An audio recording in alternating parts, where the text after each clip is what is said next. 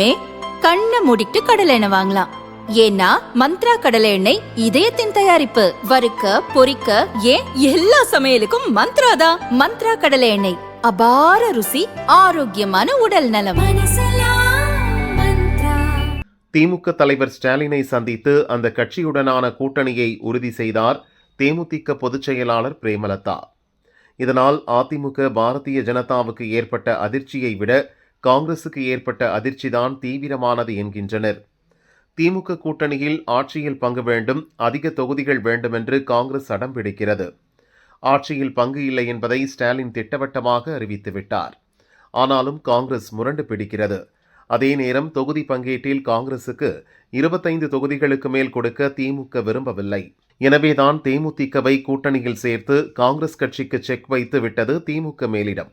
இனி காங்கிரஸால் பேரம் பேச முடியாத நிலை உருவாகிவிட்டது என்று அறிவாலய வட்டாரம் கூறுகிறது. அதேபோல் தேமுதிகவுக்கு திமுக கொடுக்கும் ஒரு ராஜ்யசபா சீட் மூலம் விஜயகாந்த் மகன் விஜய பிரபாகரன் எம்பியாக இருக்கும் தகவலும் வெளியாகியுள்ளது. அதாவது 2024 லோக்சபா தேர்தலில் தேசிய ஜனநாயக கூட்டணியில் தேமுதிக இடம் பெற்றிருந்தது.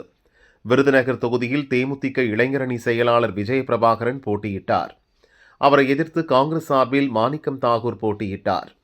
வெற்றியின் விளிம்பை எட்டிய விஜய பிரபாகரன் கடைசி நேரத்தில் குறைந்த ஓட்டு வித்தியாசத்தில் தோற்றதாக அறிவிக்கப்பட்டது. அங்கு மாணிக்கம் தாகூர் வெற்றிக்காக திமுகவினர்தான் கடுமையாக உழைத்தனர். ஆனால் அதே தாகூர் தான் இப்போது திமுகவுக்கு எதிராக தீவிரமாக செயல்பட்டு வருகிறார். எனவேதான் அவரை எதிர்த்து போட்டியிட்ட விஜய பிரபாகரனுக்கு ராஜ்யசபா எம்பி பதவி வழங்க முதல்வர் ஸ்டாலின் முன் வந்துள்ளார். தொகுதி பங்கீட்டு பேச்சில் 10 தொகுதிகளும் ஒரு ராஜ்யசபா சீட்டும் தேமுதிக தரப்பில் கேட்கப்பட்டது. அதற்கு 6 தொகுதிகளும் ஒரு ராஜ்யசபா பதவியும் வழங்க திமுக முன் வந்துள்ளது. விருத்தாசலம் அல்லது ரிஷிவந்தியம் தொகுதியில் பிரேமலதா போட்டியிடுவார் என்று எதிர்பார்க்கப்படுகிறது.